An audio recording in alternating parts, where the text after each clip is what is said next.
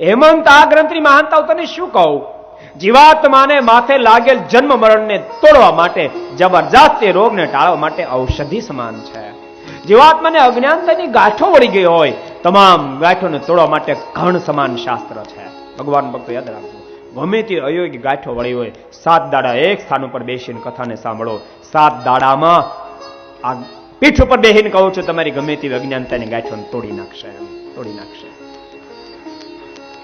અજ્ઞાનતાનો ગાંઠો તોડવા માટે ઘણ સમાન શાસ્ત્ર છે. હૃદયમાં લાગેલ કામ, ક્રોધ, લોભ આદિકનો કિલ, એ જામી ગયેલા કિલને તોડવા માટે જબરજસ્ત એસિડ સમાન આ ગ્રંથ છે. એસિડ સમાન ગ્રંથ છે. શું અદભુતતા સ્વામી, શું મહત્તા લખી રહ્યા છે સ્વામી કે આ ગ્રંથની મહત્તા હું તમને શું કહું. આ ગ્રંથનો જે પ્રારંભ થાય, રુદંતિ સર્વ પાપાની તસ્ય શ્રવણ ક્ષણે અસ્માકમ પ્રલયમ સત્ય કથે મહા કરીષ્યતિ.